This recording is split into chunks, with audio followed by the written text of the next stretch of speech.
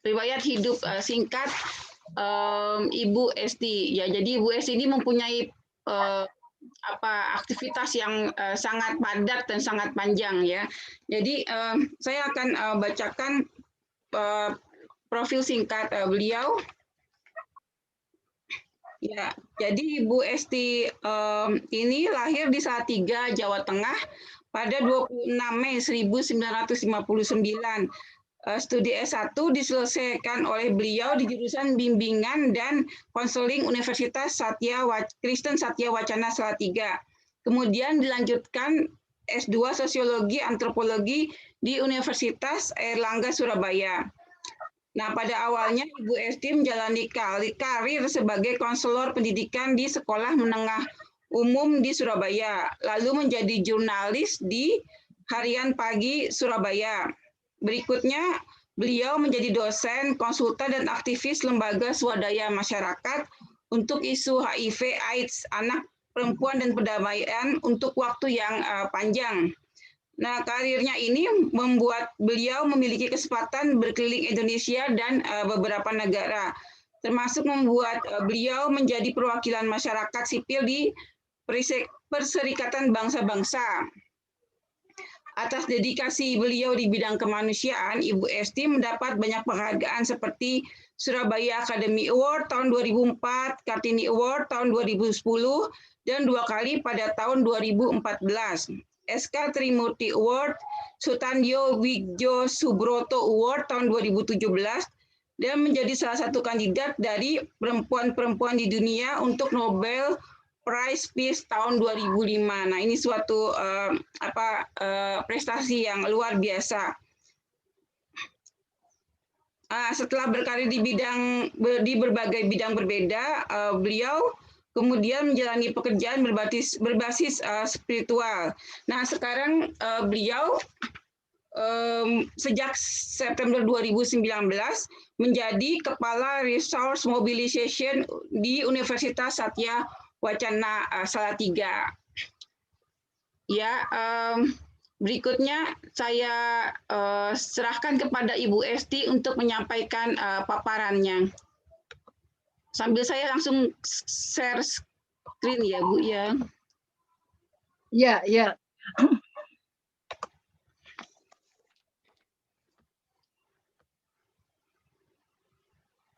Ya, monggo Bu. Ya, selamat siang teman-teman sekalian. Jadi saya mendapatkan kehormatan berbicara tentang membangun keterampilan kepemimpinan bersama berdasarkan sejarah kisah Kertarajasa Jayawardana. Jadi berikutnya ini adalah topik saya. Terus screen berikutnya.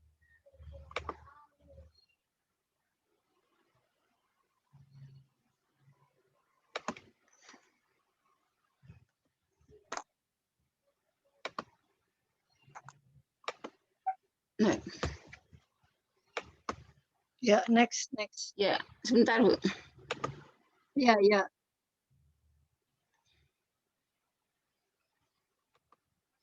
Masih macet atau?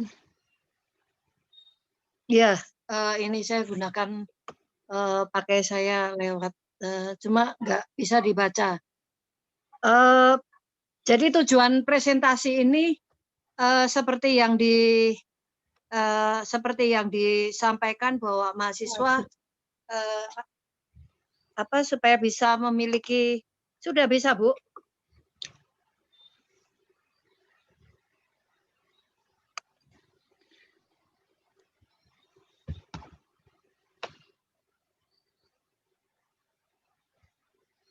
Sudah Bu. Ya, supaya mahasiswa memiliki mampu menjelaskan sikap keterampilan yang perlu dikembangkan, jadi sikap dan keterampilan. Kedua, mahasiswa bisa mengevaluasi dirinya untuk dapat mengembangkan kepemimpinan. Jadi saya kira ini ciri khas agama Buddha ya, kekuatannya ada pada refleksi. Lalu yang ketiga, mahasiswa mampu menerapkan kepemimpinan yang efektif dalam tim, jadi teamwork. Jadi ada kata kunci sikap, keterampilan, kemudian refleksi dan teamwork. Berikutnya.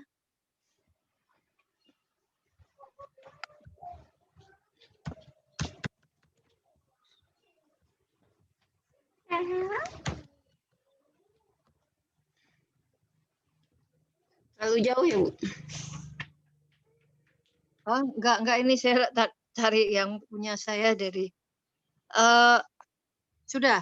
Nah, Indonesia ada itu berkat kisah dari Majapahit dan Sriwijaya. Jadi pada tahun 19 waktu Perang Revolusi, Sultan Syair ada di sidang PBB New York, presentasi bahwa Indonesia itu sudah ada sebelum kolonial datang. Jadi ada 2 kerajaan besar, yaitu Majapahit dan Sriwijaya, dengan seluruh kisahnya disampaikan oleh Sultan Syair. Karena sebelumnya Belanda menyatakan bahwa Indonesia mau merdeka itu adalah negara buatan Jepang gitu. Pendapat itu dibantah oleh Sultan Syair bahwa Indonesia sudah ada sebelum kolonial datang. Jadi ada negara sebelum kolonial datang. Presentasi dari Sultan Syair ini membuat PBB menerima argumentasi dari Sultan Syair, sehingga kemudian Belanda diminta untuk mundur untuk kembali mau menguasai Indonesia. Jadi 2 kisah ini yang disampaikan. Jadi saya kira tidak salah kalau ini menjadi nama universitas dan spiritnya dipakai. Berikutnya.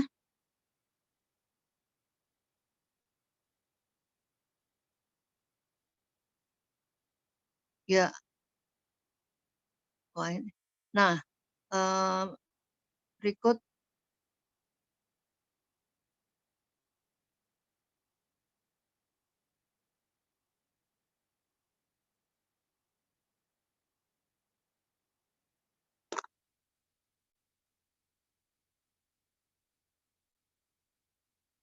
Maaf ya, adik-adik, ini sebentar, saya juga supaya lancar.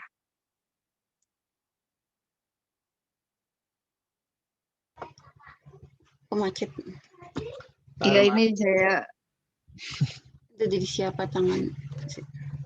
Nah, kemudian karena ini presentasinya 2 jam, saya akan memberikan satu peta berpikir. Jadi peta berpikir itu penting untuk kita sebetulnya menjadi dasar dari aksi. Saya kira agama Buddha juga melihat realitas itu mulai dari pikiran. Jadi pikiran negatif itu bisa berkembang menjadi satu bencana besar. Jadi pikiran itu oleh Gandhi dikatakan, saya kira itu ajaran dari Hindu ya, yang menyatakan bahwa pikiran melahirkan kebiasaan, dan kemudian kebiasaan melahirkan karakter melahirkan takdir. Jadi ada kata-kata yang kelewatan. Jadi pikiran itu menjadi penting. Jadi saya sekarang memberikan peta berpikirnya. Nah, siapa dan karakter Raden Wijaya atau Kertarajasa Jayawardana seperti apa? Siapa Raden Wijaya itu, dan karakternya seperti apa? Jadi yang saya pelajari itu antara lain dia setia pada ide kejayaan kerajaan yang meliputi seluruh Nusantara. Jadi Majapahit itu tercatat jejaknya, apakah itu sebagai kolonial atau sebagai hubungan dagang, terbukti bahwa ada jejaknya di Nusantara dan Asia Tenggara. Salah satu buktinya adalah pada cerita Panji dan Sekartaji. Jadi kebesarannya ada jejaknya, ada artefaknya. Nah, Raden Wijaya atau Kertarajasa ini pendiri kerajaan Majapahit, tetapi dia menjalankan cita-cita dari mertuanya yaitu Kertarajasa yang ingin menyatukan Kediri dan Singosari dan Nusantara dan Asia Tenggara ke dalam satu kerajaan. Saya kira ini satu karakter yang baik ya, karena tidak berbasis pada egonya, tapi dia memikirkan punya visi panjang untuk melihat kebesaran negara yang dia pimpin. Karakter yang lain, dia bisa bekerja di dalam tim yang dipilih dengan tepat. Misalnya dia memilih Arya Wiraraja, yaitu seorang bupati atau dari Madura yang dekat dengan Jayakatwang yang mengalahkan mertuanya, yang membunuh mertuanya. Dia menggunakan ini sebagai cara untuk mendapatkan kepercayaan dari Jayakatwang bahwa dia tidak bermaksud membunuh. Kalau tidak salah kedudukannya sama Raden Wijaya dengan Jayakatwang, yaitu mantu dari Kertanegara. Nah, lalu dia juga bisa memilih Gayatri, adik dari istri pertamanya, yang adalah ahli strategi, seorang pemikir untuk menjadi penasehat muda di kerajaannya. Jadi dia bisa menggunakan orang-orang yang tepat untuk mencapai tujuannya gitu. Lalu Raden Wijaya juga mampu mengatasi krisis dengan gemilang. Saya kira dia pada saat Jayakatwang berkhianat kemudian membunuh mertuanya, dia tidak punya apa-apa karena Jayakatwang menang, tapi dia bisa atasi krisis itu dengan memilih orang-orang yang tepat dan kemudian bisa memenangkan situasi yang sulit itu dengan pada akhirnya dia menggunakan tentara Mongol untuk melawan Jayakatwang. Jadi dia seorang ahli strategi yang akhirnya bisa membuat ia mendirikan kerajaan Majapahit. Nah, pertanyaannya, saya kira ini tetap nanti akan berakhir dengan pertanyaannya. Setiap negara itu punya pewaris emas ya, pewaris emas. Siapa tokoh legendaris pewaris Indonesia? Ada yang seperti sejarawan yang kemudian menjadi duta besar Indonesia, Drake. Dia mengatakan bahwa awalnya dia menduga pewaris emasnya itu Gajah Mada yang membangun dasar Majapahit. Tapi kemudian dia meralat pandangannya, kemudian dia memilih Gayatri. Nah, kalau dikaitkan dengan Majapahit, maka kita bisa mendapatkan dua nama pewaris emas Indonesia, Raden Wijaya atau Gayatri. Karena Raden Wijaya adalah pemimpin formal yang mendirikan kerajaan Majapahit dengan dia meneruskan visi dari mertuanya. Atau Gayatri adalah seorang pemimpin informal yang menjadi queen maker dari kepemimpinan berikutnya. Jadi kemudian dia menempatkan anak perempuannya menjadi pewarisnya dan dia menolak untuk menjadi pengganti suaminya dan kemudian ada versi yang mengatakan bahwa Gajah Mada itu dia yang merekrut dan dia yang mendidik untuk menjaga atau membuat Majapahit menjadi besar. Jadi Majapahit disebut beberapa pendiri bangsa seperti Soekarno, di mana Majapahit itu menjadi blueprint Indonesia merdeka. Warisannya yang non bendawi adalah batas wilayah yang dipakai oleh Soekarno adalah batas wilayah yang ditentukan oleh Majapahit. Karena itu kenapa Soekarno ingin memasukkan Malaysia ke dalam wilayah Indonesia, termasuk Kalimantan dan sebagainya. Lalu bendera merah putih itu juga dari Majapahit, lambang Garuda dengan Bhinneka Tunggal Ika ini juga dari Majapahit. Jadi warisan Majapahit nampak sekali. Nah, itu adalah di zaman Hindu-Buddha ya. Jadi ada kemudian aliran agama yang saya dengar ada aliran Hindu-Buddha dalam sistem feodalisme ya. Yang hendak, nah sekarang nilai-nilai ini hendak ditransformasikan ke dalam sistem demokrasi dan hak asasi manusia dalam sistem Pancasila. Nah, kalau dikaitkan dengan sistem tata kelola modern yang menjadi landasan Indonesia, maka transformasi itu memerlukan satu formula penyesuaian, adaptasi sendiri gitu ya. Nah, kalau dikaitkan dengan tata kelola modern, ada aneka sistem demokrasi. Ada demokrasi liberal, ada demokrasi sosialis, demokrasi macam-macam.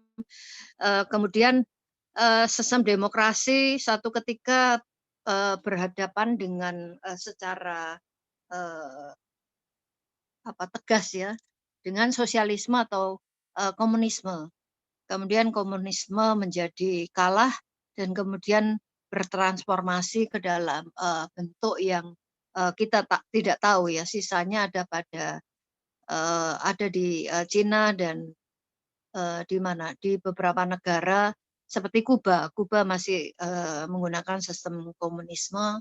Kemudian Korea Utara juga masih komunisme, Rusia sudah hancur dan sekarang sistemnya seperti apa saya kira sedang mencari bentuk. Nah, warisan spiritual Raden Wijaya ini adalah kembali ini yang kemudian nanti ditransformasikan ke dalam sistem demokrasi adalah dia bisa mengatasi krisis dengan gemilang. Sekarang ini kita juga mengatasi satu krisis selain pandemi COVID-19, juga kita menghadapi revolusi industri 4.0, di mana teknologi akan menjadi Tuhan, kata Harari. Kemudian Raden Wijaya juga bisa punya visi jauh ke depan dengan setia pada ide kejayaan kerajaan yang meliputi seluruh Nusantara. Jadi buat dia idenya yang penting, bukan egonya gitu ya. Jadi kita juga sekarang juga harus punya visi yang jauh supaya Indonesia bisa memasuki Indonesia emas 1945, dan kalau kita selamat maka 1930-an katanya Indonesia bisa menjadi 4 atau 5 besar dunia karena Indonesia sekarang ada di masa bonus demografi. Bonus demografi itu adalah di mana usia muda, usia produktif itu jumlahnya lebih besar daripada usia yang non produktif. Kemudian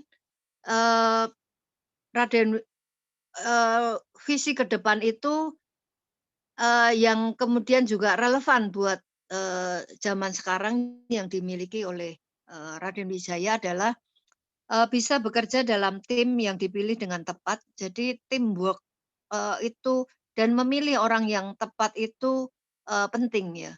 Jadi sekarang kalau kita masih tetap pada paradigma persaingan, mengalahkan mau menjadi yang terbaik, maka situasinya nanti pelan-pelan akan tidak relevan lagi. Jadi manusia itu harus berkolaborasi untuk bisa survive. Jadi ini satu nilai baru yang nanti diperlukan di dalam revolusi industri 4.0, di mana manusia akan melawan teknologi. Kemudian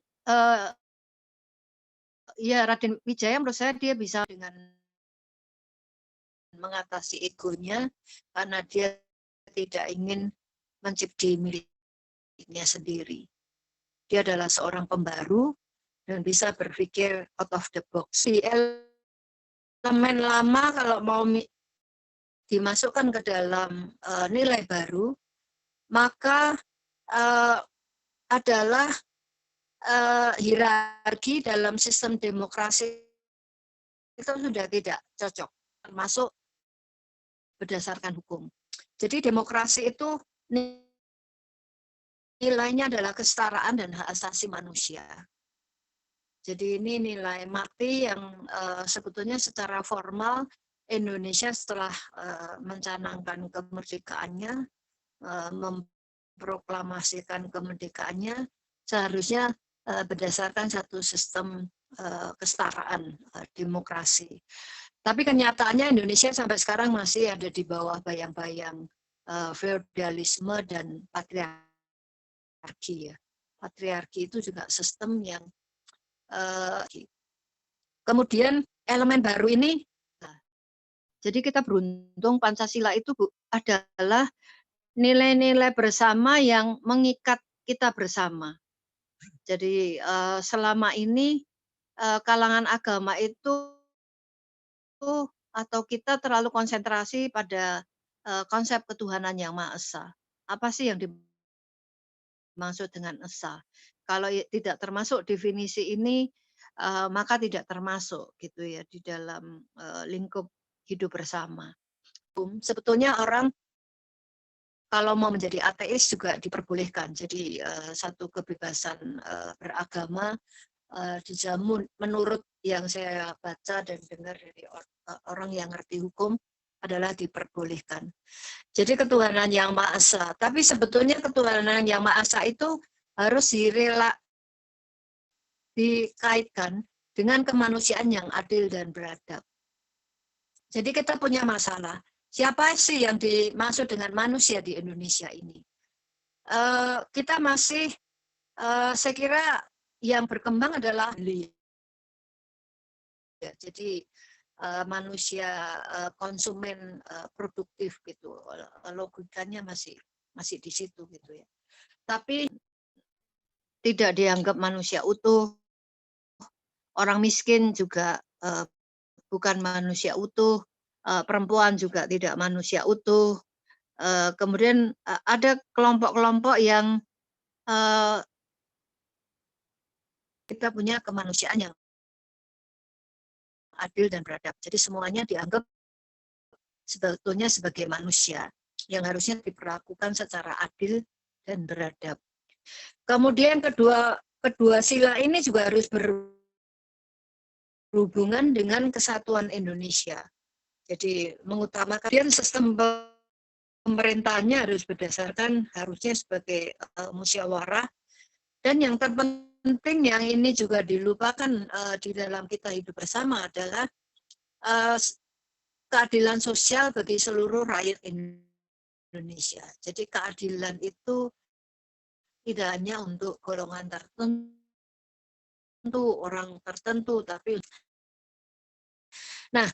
saya kira itu elemen baru tadi, bagaimana semangat Raden Wijaya yang saya kira tetap harus dikonversikan ke dalam satu sistem yang tidak feodalistik dan tidak patriarkis. Ini adalah tugas bersama kita kalau kita tetap mau berpegang pada demokrasi, republik, dan hak asasi manusia. Nah, ini yang saya suka sekali dari agama Buddha dan agama Hindu, ya, agama-agama dari Timur. Kepemimpinan itu dimulai dari maka pertama-tama kita harus bisa memimpin diri sendiri.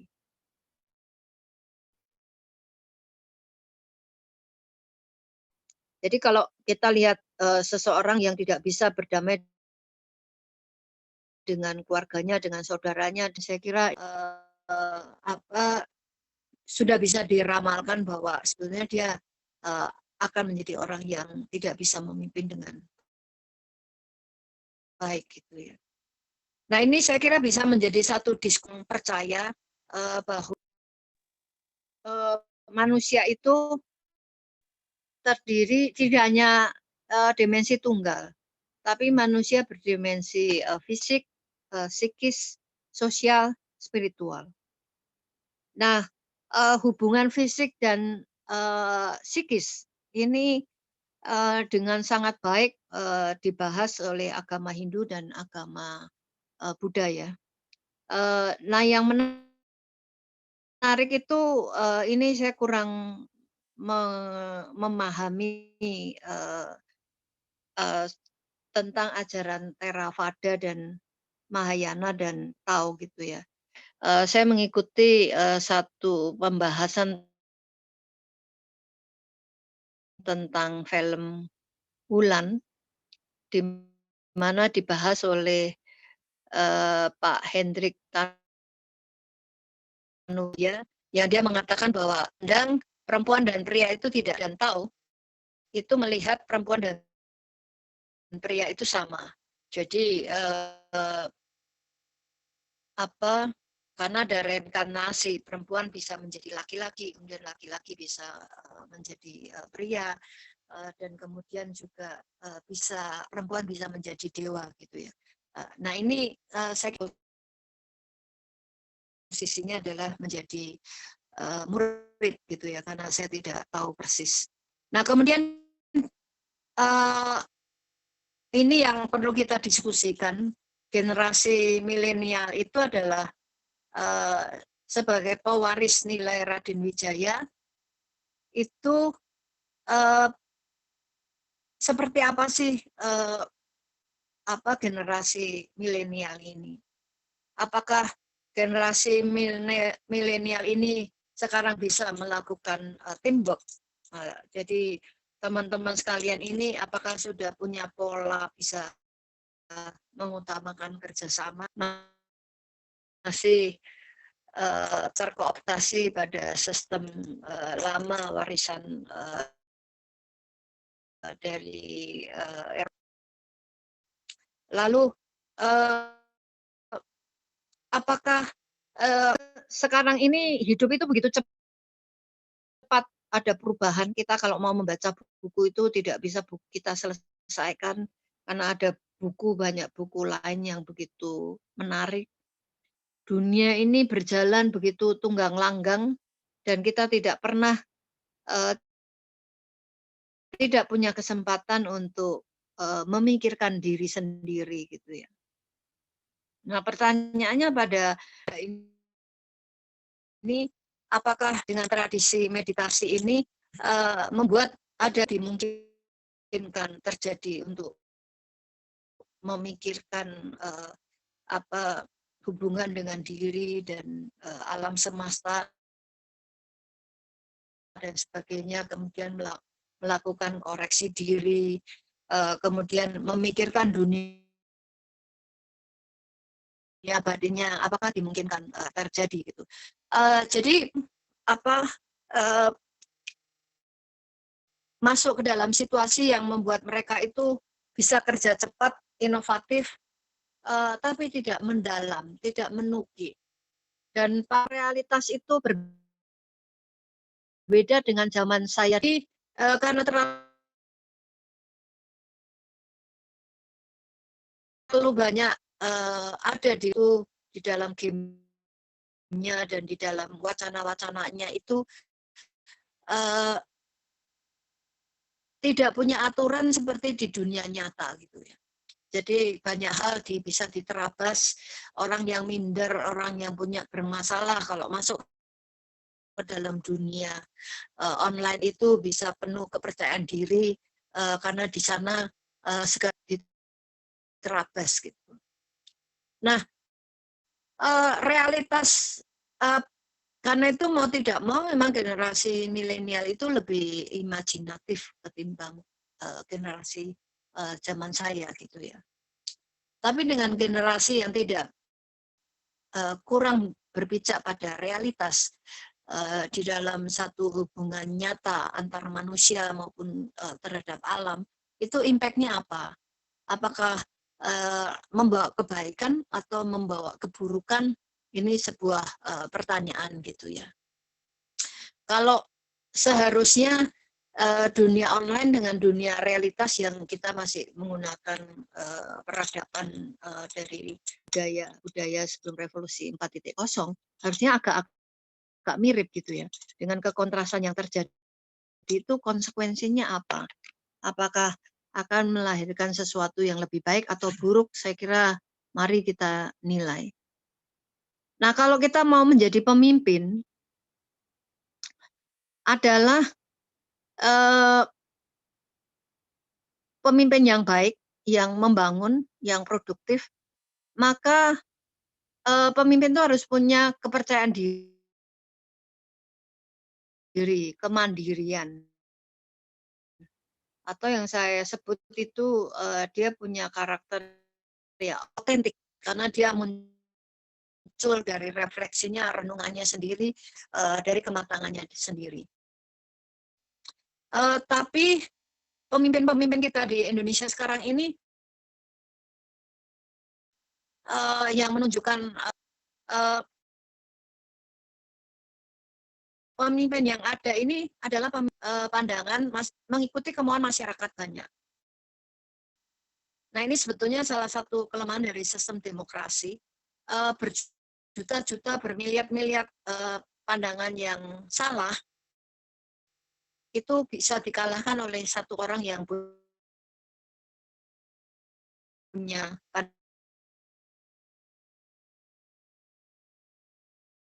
pandangan yang benar gitu ya. Jadi kalau seorang pemimpin yang tidak tergerak pandangan masyarakat umum ya dan tidak mendalam, dan dia harus bisa pemimpin. Jadi orang pemimpin yang kalau masyarakatnya mau masuk ke jurang, maka dia memimpin untuk tidak masuk jurang. Nah, ini saya kira problem kita bersama ya. Autentisitas dari pemimpin kita ini di tengah-tengah pemimpin yang ada sekarang ini. Nah, itu penting di dalam isu kepemimpinan, termasuk kepemimpinan diri sendiri gitu ya.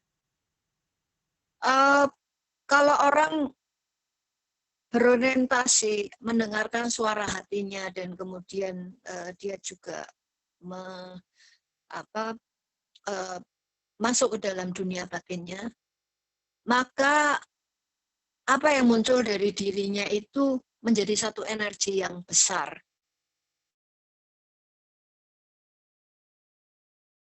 Sehingga orang itu bisa membangun resiliensi. Jadi resiliensi itu daya tahan untuk menghadapi penderitaan, kesulitan, bencana, dan sebagainya. Di masa kini, bahwa generasi masa kini ini kurangnya resiliensi yang kuat. Karena terlalu dilindungi, terlalu dipenuhi kebutuhannya, terlalu dijaga. Tapi kalau misalnya pendidikan kita berorientasi pada autentisitas siswa, maka dia akan membangun resiliensinya sendiri. Jadi ini penting sekali, karena kita terus, kalau kekuatannya diserahkan di luar diri, maka ini adalah sebuah bencana yang akan kita hadapi gitu ya. Lalu kalau kita menghormati individualitas atau autentisitas anak mahasiswa, maka itu sama juga dengan kita memanusiakan manusia gitu ya, karena kita menghargai keunikan dari individu yang ada. Gitu. Nah, pertanyaannya bagaimana kita mendapatkan autentisitasnya? Nah, dalam renungan saya sebagai seorang pendidik, itu proses individu yang sehat itu dalam konteks relasional gitu. Jadi dia harus mempertimbangkan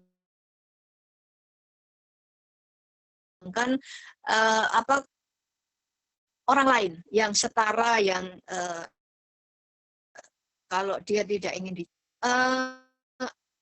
otentisitas itu muncul dari spiritualitas gitu ya, bukan muncul dari dunia psikologis yang terbuka dan inklusif gitu ya.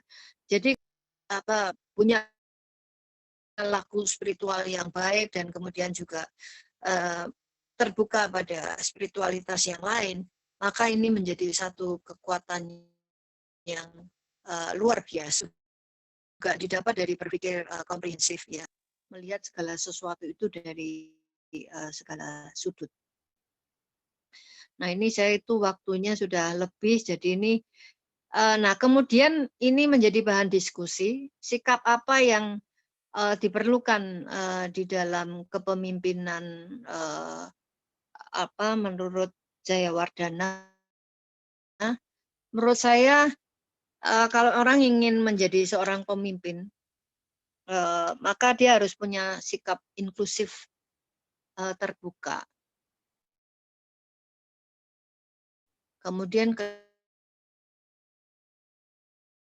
kedua, merangkul, jadi tidak bersaing, merangkul, yaitu teamwork. Dan meritokrasi. Meritokrasi itu adalah sebuah yang memberikan kesempatan siapa saja dari etnis agama pemimpin. Jadi kita berkewajiban meritokrasi ini. Tidak seagama yang sesuku itu menjadi penting. Kita memerlukan seorang pemimpin yang kapabel, yang mampu. Nah, kemudian keterampilan yang diperlukan adalah keterampilan mengenali diri dan orang lain dalam ego yang sehat. Jadi mengenali diri itu adalah satu sumber kekuatan, termasuk mengenali orang lain. Nah, di dalam agama itu punya konotasi negatif. Tapi di dalam kehidupan modern, ego yang sehat itu diperlukan ya kalau kaitannya dengan otentisitas gitu. Jadi ada ego yang sehat, ada kalau di dalam psikologi itu kaitannya nanti dengan spiritualitas dan sebagainya. Sering orang bingung kalau orang yang beragama kemudian merafiah di mana tidak boleh ada ego dan sebagainya.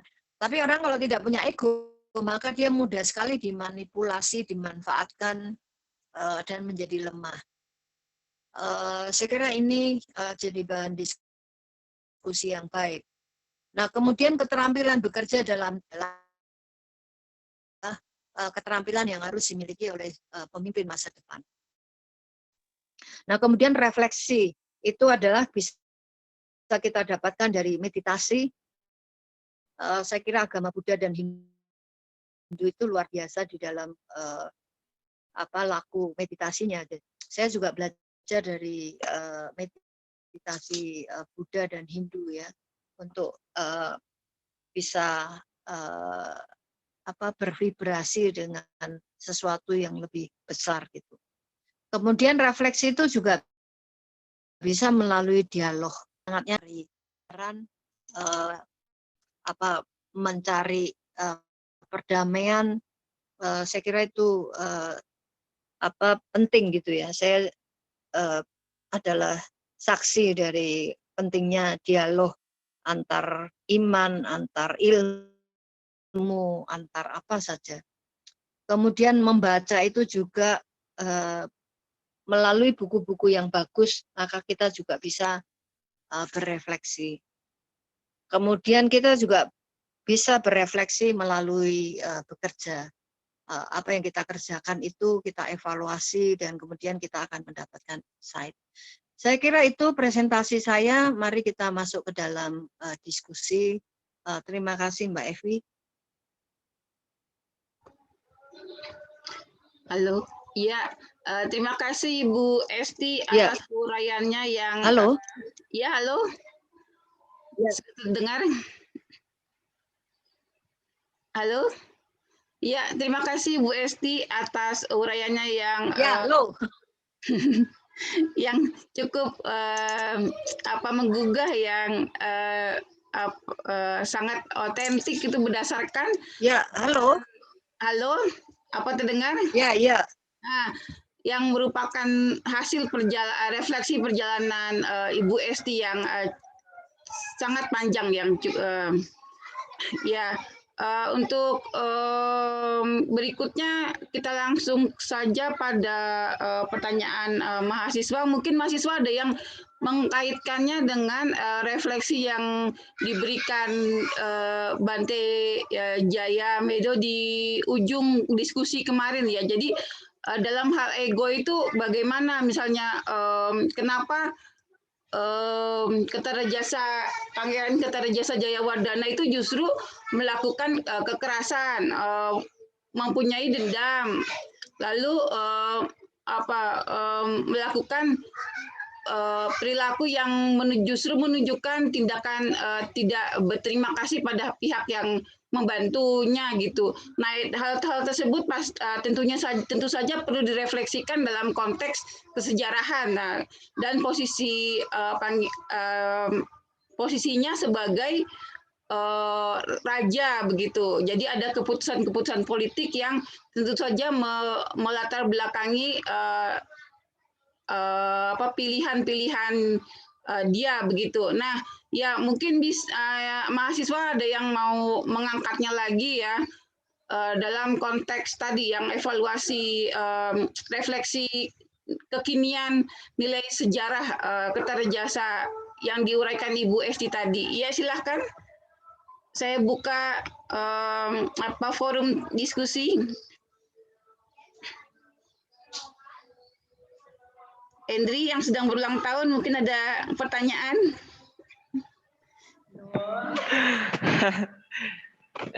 Tapi iya, saya boleh bertanya, Bu. Monggo. Ya. Pertanyaannya tentang seputar kehidupan kita sebagai masyarakat sosial seperti itu. Tentu menjadi seorang pemimpin yang baik itu kan menjadi suatu idaman bagi setiap orang, terkhusus untuk laki-laki kan seperti itu. Karena suatu kelak akan menjadi seorang pemimpin dari keluarganya, jadi seperti itu. Dan tentu di sana kan ada banyak sekali tantangan-tantangan yang harus dijalani seperti itu dari seorang pemimpin ini, dan membutuhkan suatu kesabaran. Jadi bagaimana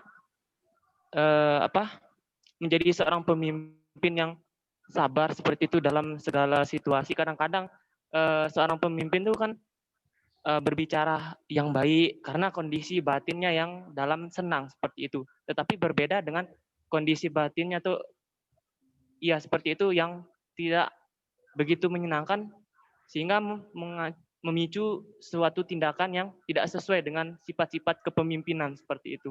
Jadi bagaimana cara menumbuhkan sifat kesabaran, baik itu dalam kondisi emosionalnya yang baik dan tidak baik seperti itu. Ya, terima kasih.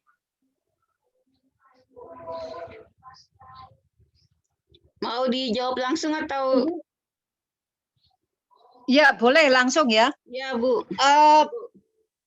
Jadi gini, adik-adik sekalian, suka tidak suka, dunia ini berubah. Jadi berubah. Terutama perubahannya itu bukan terutama, salah satu yang berubah itu aspek gender. Gender itu adalah relasi laki dan perempuan, gitu ya. Jadi kalau sebetulnya terjadi krisis di dalam relasi ini. Kalau laki-laki tetap mau menggunakan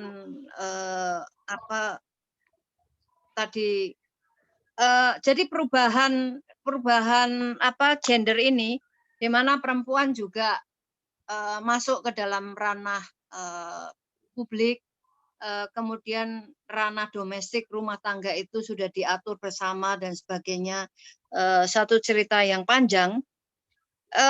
Kemudian kalau mengalami satu krisis dari gempuran zaman ini, tidak bisa dihadapi dengan hanya sabar gitu ya. Jadi ini pemimpin laki-lakinya nanti malah jadi pihak yang tertindas ya. Karena masalahnya tidak hanya dihadapi oleh sabar, tapi oleh mindset yang harusnya berubah. Jadi mindset itu cara berpikir yang berubah gitu. Jadi ya apa ya, mau tidak mau, nah ini yang perlu dipahami. Kita mewarisi satu cara berpikir yang secara umum itu dari peradaban Barat dan Timur Tengah yang sangat patriarkis ya, di mana maskulinitas dan feminitas itu dibagi. Jadi kalau pada laki-laki itu adalah maskulin, memimpin, menguasai, mengendalikan. Kalau feminitas itu ada pada perempuan. Cara berpikir ini mulai menjadi tidak relevan karena kenyataannya di dalam diri manusia, baik laki maupun perempuan itu punya kedua aspek itu. Jadi maskulin sama feminim. Feminitas ada pada diri sendiri. Apa yang membedakan laki dan perempuan? Dari studi saya, adanya laki dan perempuan itu tujuannya adalah untuk keperluan reproduksi, meneruskan keturunan. Karena itu ada dua jenis kelamin yang berbeda, dibuat ada mekanisme fisiologi jatuh cinta, kemudian perempuan juga dikendalikan oleh hormon-hormon tertentunya setia pada anak yang dikandung, dan kemudian kalau sudah menopause maka hormon setianya menjadi berkurang, kemudian perempuan juga berubah, adalah untuk reproduksi. Nah, tadi selain perubahan gender yang mulai berubah, sebetulnya pandangan kita terhadap populasi juga harus berubah. Adik-adik sekalian, dunia kita ini dipenuhi oleh manusia yang kelebihan. Jadi daya tampung bumi itu harusnya hanya 3 miliar. Tetapi sekarang ini kita jumlahnya 7 miliar lebih. Jadi termasuk agama Kristen. Apakah semua orang yang menikah itu harus meneruskan keturunan? Dan seperti apa? Kayaknya perlu ada satu keberanian untuk membahas tentang generasi penerus. Gitu. Mungkin model-model misalnya tidak harus punya anak kandung sendiri, mengambil anak orang lain untuk menjadi anaknya sendiri. Toh profil ayah ibu itu kan ada dimensi psikis, ada dimensi fisik. Ini juga perlu dipikirkan kembali tentang generasi yang akan datang. Nah, kalau di luar visi reproduksi ini, sebetulnya laki-laki dan perempuan itu sama. Laboratoriumnya ada pada diri saya gitu. Karena saya tidak punya anak, tidak punya pengalaman, tidak terikat pada perawatan anak masuk ke dalam satu situasi yang begitu rumit dan lama, maka saya bisa membentuk diri saya itu rasional, sama dengan laki-laki. Jadi kalau ngomong rasional, objektif, apa-apa itu ternyata tidak milik laki-laki, tapi juga milik perempuan. Karena itu saya sarankan adik-adik sekalian itu mengubah mindset yang sesuai.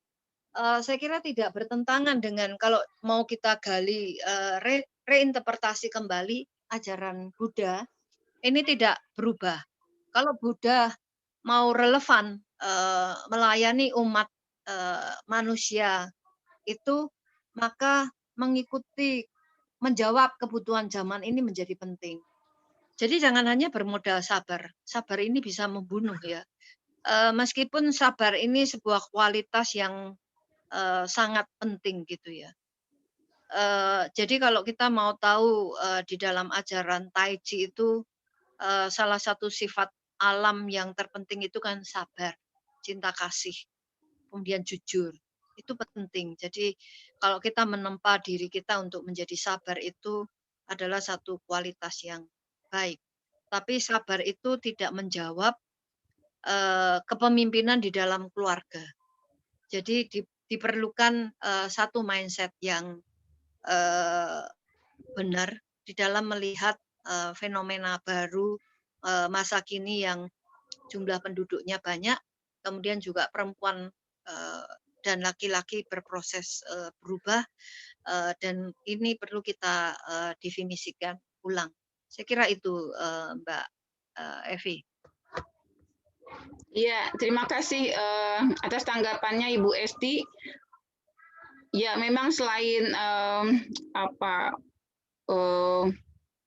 nilai-nilai yang kita pegang, tentu saja kita perlu strategi begitu. Nah, dalam perkembangannya bukan cuma laki-laki yang punya beban kepemimpinan begitu. Nah, iya karena sudah beban karena sudah berabad-abad ya kepemimpinan itu dilabelkan pada laki-laki karena di struktur keluarga begitu. Padahal perempuan juga memegang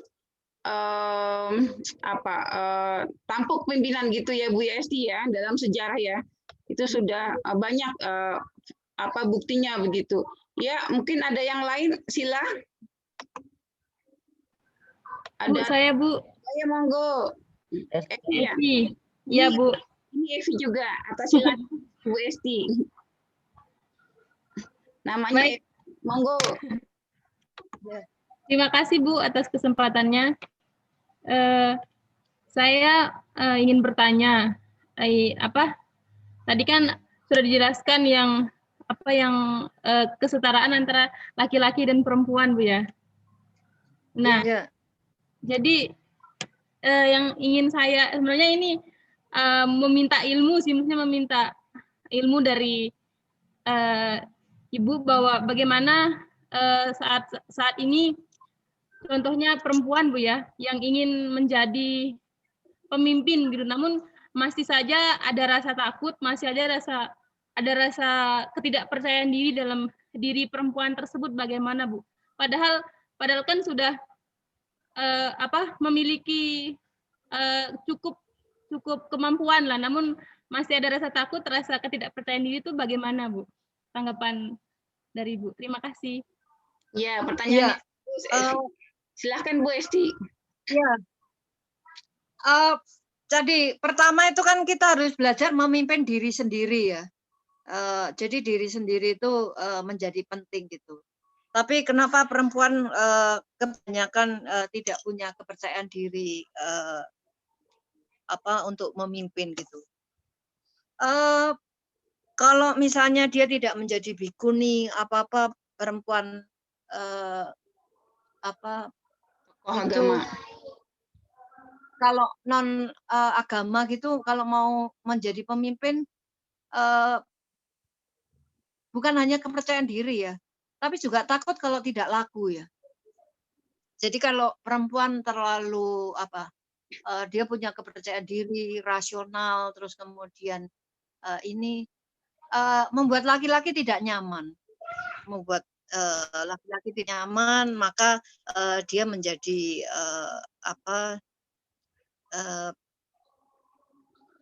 menjadi takut kalau tidak laku gitu ya. Jadi saya kira memang perempuan kalau benar-benar mau menjadi pemimpin yang otentik, pemimpin yang mandiri itu sulit. Apakah pemimpin perempuan kita Indonesia itu sudah otentik mandiri? Itu perlu kita kaji ya.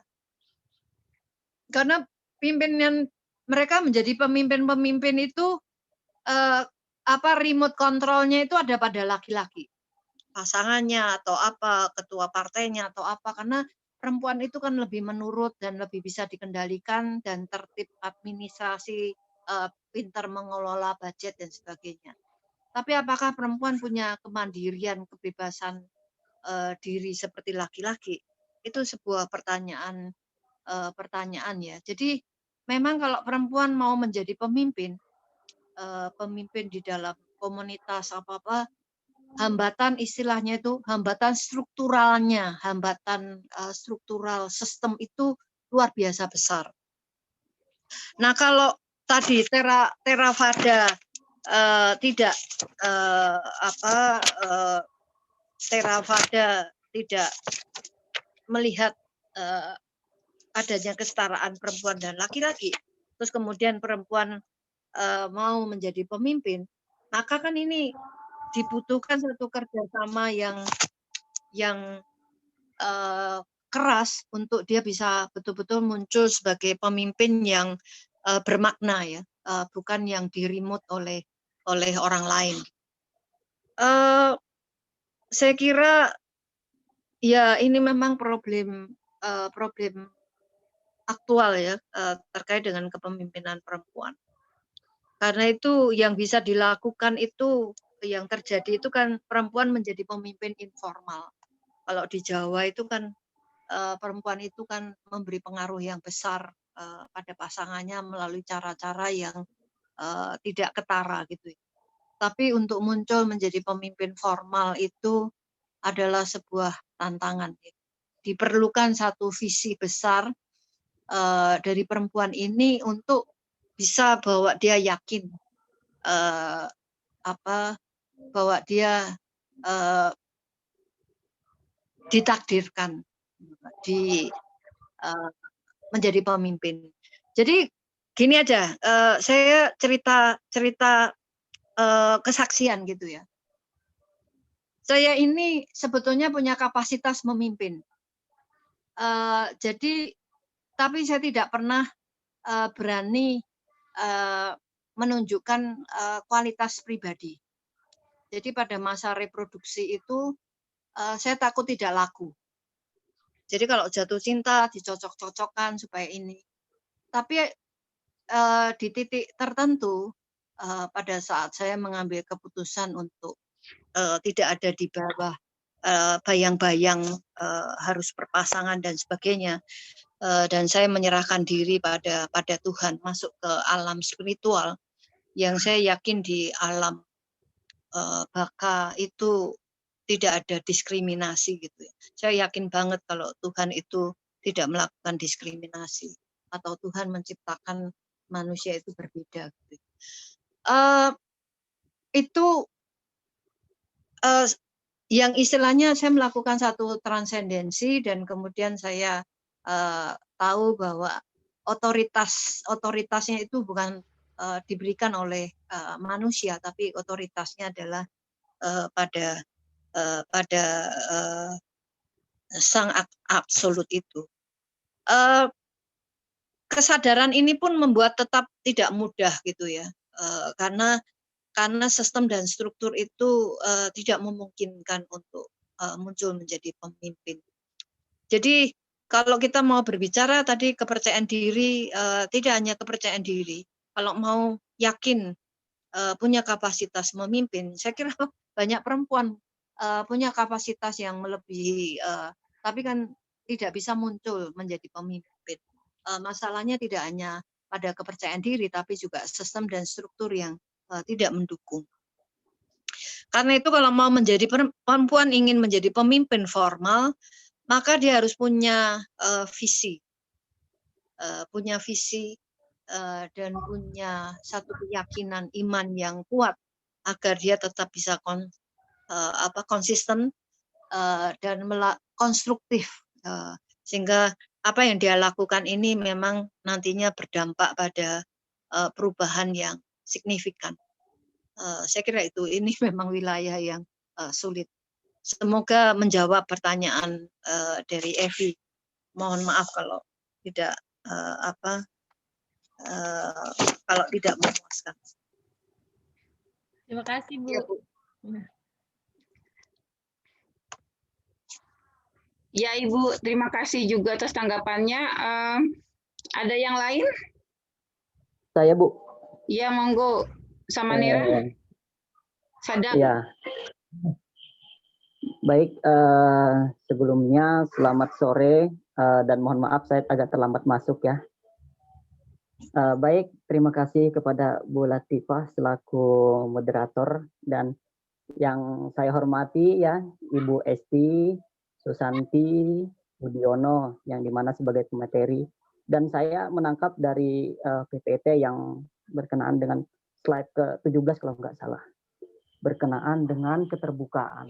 Nah, begini, kita ketahui ya seorang pemimpin itu merupakan seseorang yang dipercayai untuk memegang suatu organisasi, baik itu dalam bidang pemerintahan, pekerjaan, maupun yang lainnya. Nah, terkadang ya emosional seorang pemimpin itu lebih tinggi dan lebih agresif.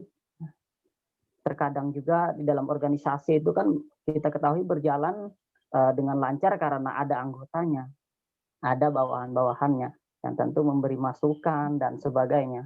Yang jadi pertanyaan saya adalah bagaimana kita menghadapi seseorang pemimpin yang sikapnya tidak bisa ataupun tidak menerima masukan-masukan daripada anggotanya, yang dimana terkadang apa yang kita sarankan ataupun sesuatu masukan yang kita berikan itu kiranya bermanfaat buat suatu pekerjaan yang kita geluti itu rasanya sulit mereka terima. Nah, pertanyaan saya bagaimana solusi kita untuk menghadapi hal ini?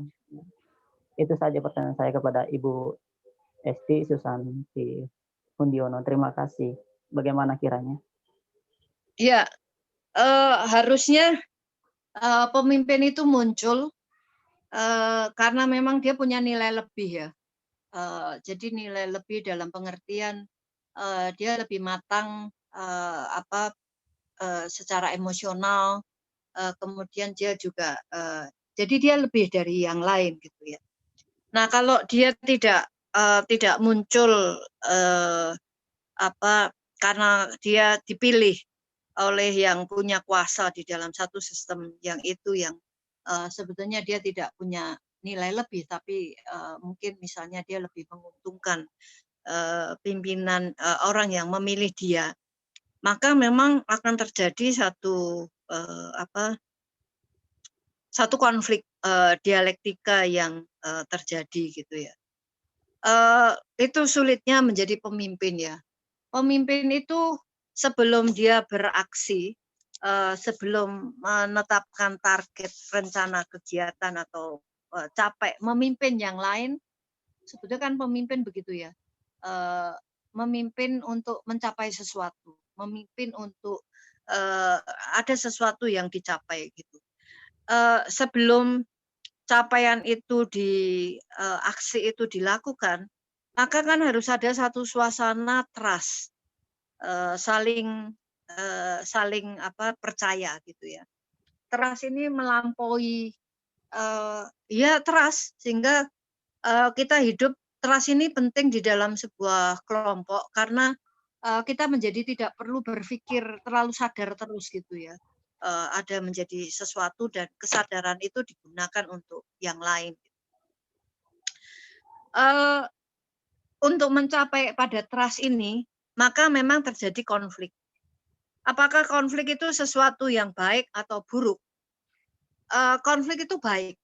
Jadi penderitaan, konflik, sakit dan sebagainya itu adalah sebuah kesempatan untuk manusia untuk menempa dirinya kalau dia bisa berefleksi gitu.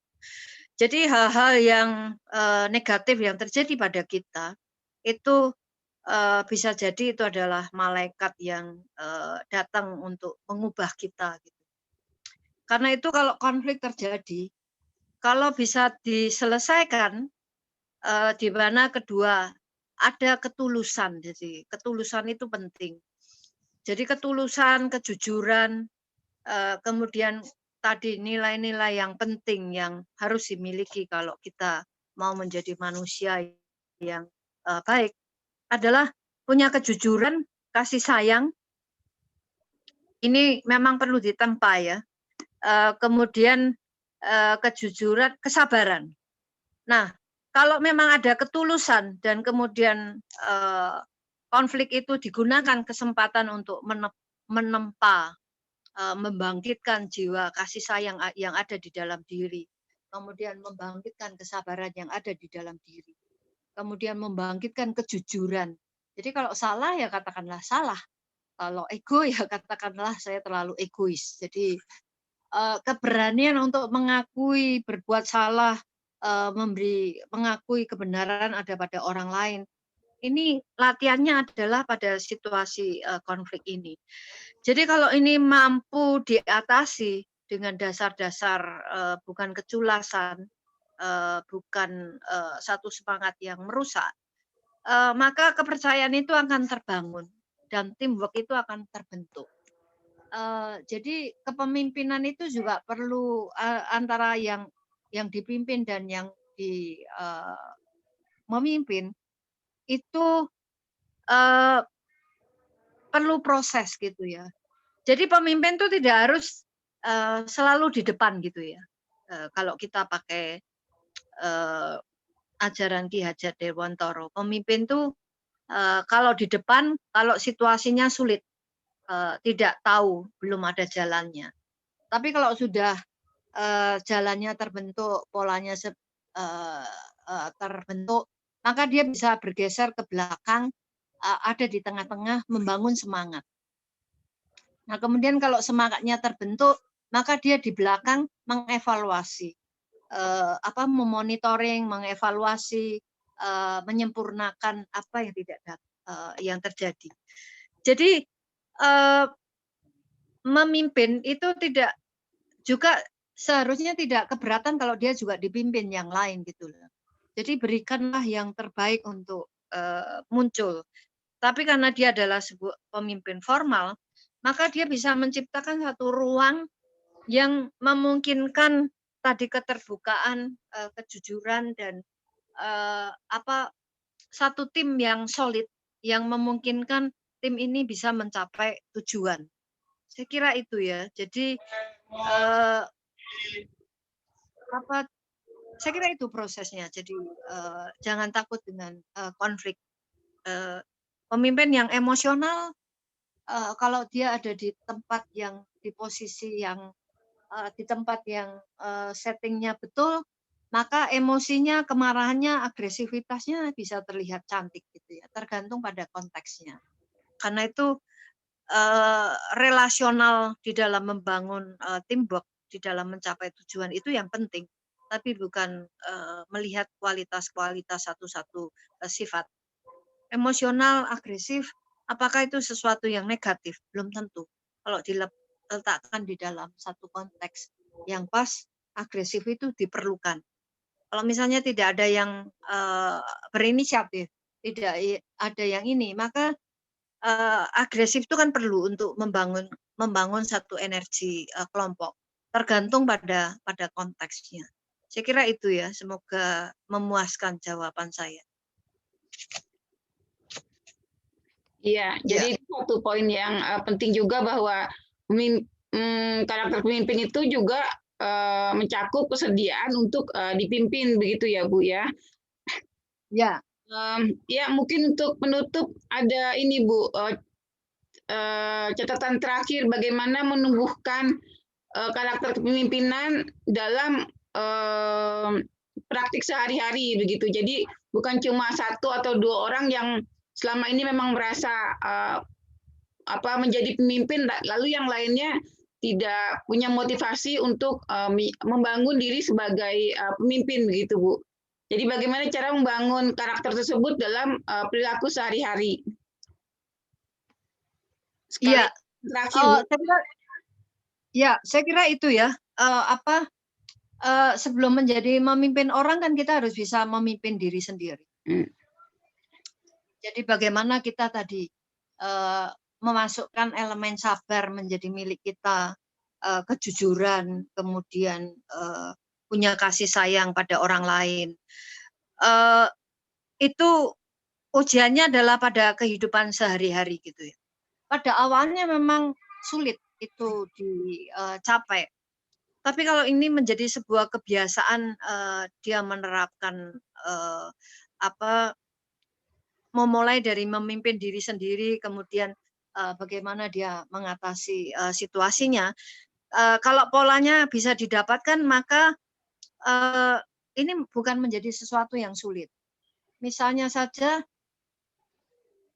kita nggak usah bermimpi muluk-muluk jauh-jauh mau membangun perdamaian. Gitu. Kita tahu bahwa kehidupan kita sehari-hari ini kan dipenuhi oleh berbagai kekerasan gitu ya. Nggak tahu peradaban modern ini membangun side effect-nya itu kan terjadi kekerasan fisik, kekerasan psikis, kekerasan simbolik, bahasa, kekerasan sosial, kemudian kekerasan apalagi ya kekerasan spiritual terjadi gitu. Nah, kita menghadapi berbagai dimensi kekerasan yang terjadi ini adalah bisa kita hadapi dengan cara damai. Jadi bagaimana kalau kita bisa mengatasi berbagai kekerasan ini dengan cara damai dan kita tidak kehilangan diri kita, jadi kekuatan diri kita, satu ego yang sehat, maka itu adalah sebetulnya sudah menunjukkan kepemimpinan kehidupan sehari-hari. Jadi kalau misalnya ada yang memfitnah, lalu bagaimana fitnah itu diatasi dengan tidak melalui kekerasan.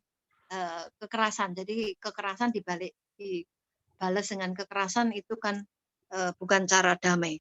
Tapi diatasi dengan cara dialog dan satu cara yang memang rumit dan makan waktu, tapi pada akhirnya itu bisa diselesaikan.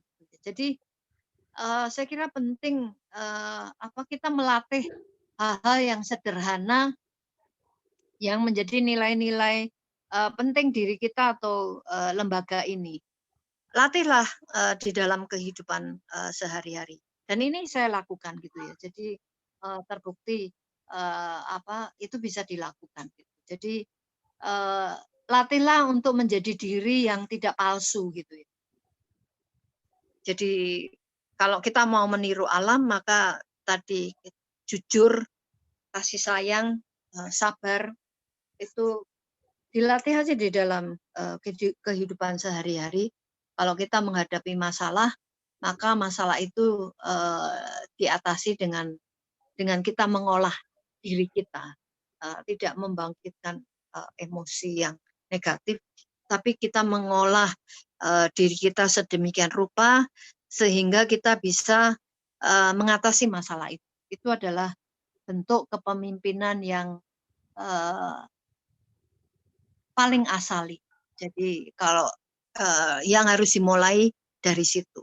Nah kalau ini sudah lulus, hal yang kecil kita sudah lulus, hal yang mikro bukan kecil ya, mikro lulus, maka kita bisa aura kepemimpinan itu akan nampak gitu ya, akan nampak dan otomatis juga dia punya potensi untuk memimpin dalam skala yang lebih besar. Saya kira itu. Iya, terima kasih atas catatan akhirnya. Ya tadi kan sudah digarisbawahi kembali oleh Ibu Esti, bagaimana menjadi diri otentik yang terus mengembangkan sikap yang positif ya, menjadi modal kepemimpinan untuk setiap individu. Gitu ya Bu Esti ya? Iya. Kurang lebih. Ya, demikian saya tutup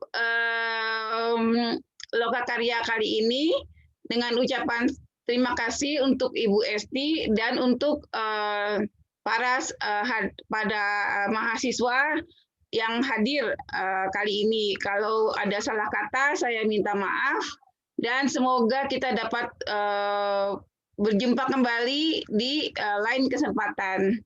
Selamat sore, Namo Buddhaya. Ya, Sore, Namo Budaya. Budaya. Sore, Namo Budaya. Sore. Selamat sore, Namo Budaya. Iya.